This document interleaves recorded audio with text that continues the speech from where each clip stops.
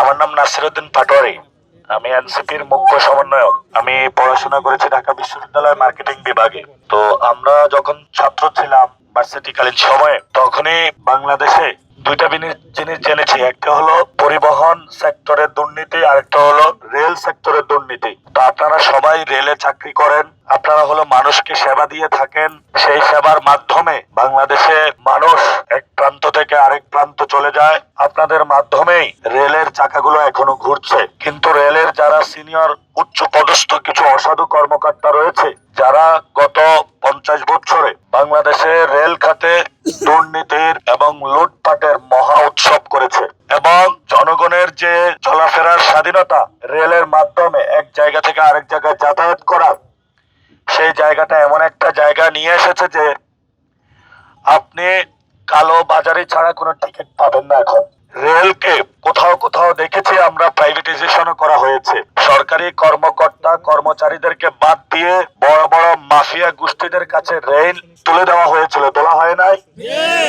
আমরা মনে করি সরকার যদি রেলের দুর্নীতি বন্ধ করতে পারে এবং রেল সেক্টরে যথাযথ ব্যবস্থা নেয়, অনলাইন সঠিক টিকিটিং ব্যবস্থা করতে পারে, উচ্চ পদস্থ যেসব দুর্নীতিবাজ কর্মকর্তা কর্মচারী রয়েছেন তাদেরকে যদি বাদ দিতে পারে, একটি নতুন কমিশন গঠনের মাধ্যমে রেলকে তার আগের জায়গায় নিয়ে আসতে পারে, তাহলে সরকারের সবচেয়ে এবং বাংলাদেশের মানুষের সবচেয়ে একটি প্রফিটেবল খাত হবে রেল। এটা আপনারা বিশ্বাস করেন? আমরা 11 দলীয় জোট যখন ক্ষমতায় আসবো, ইনশাআল্লাহ আপনাদের দোয়া এবং সমর্থনে আমরা রেলের দুর্নীতির যে মহা উৎসব, এটা বন্ধ করব ইনশাআল্লাহ। 2 নম্বর বিষয়, আপনারা বৈষম্যের শিকার। আমরা বৈষম্যের শিকার ছিলাম চাকরি জীবনে। কোটার মাধ্যমে চাকরি হয়ে বাংলাদেশে মেরিট বেসিসে চাকরি হয় না। রেলের যারা ভালো কর্মকর্তা কর্মচারী ভালো সার্ভিস দিয়ে থাকে, যারা উপরে দলীয় অফিসার রয়েছে, তাদের সুনির্দিষ্ট যদি চোখ না থাকে তাহলে তার কোনো ডেভেলপমেন্ট হয় না। তারা যারা কর্মচারী রয়েছে, দীর্ঘদিনের পে স্কেলের যে বেতন বৈষম্য, এটার দিকে তাকানোর তাদের সুযোগ হয় না।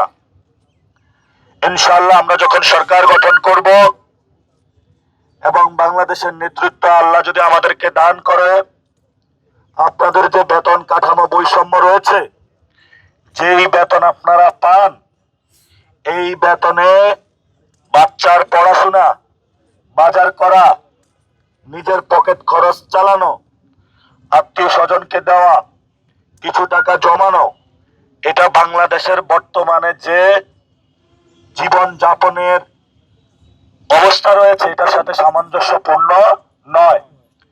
এই জন্য গত 15 বছরে যাবৎ আপনাদের পে স্কেল কমিশনের অনেকে আশ্বাস দিয়েছিল। আশ্বাস দেওয়ার পরে এটা কিন্তু বাস্তবায়ন করে নাই। ইনশাআল্লাহ আমরা আসলে এটা আমাদের অগ্রাধিকারে থাকবে।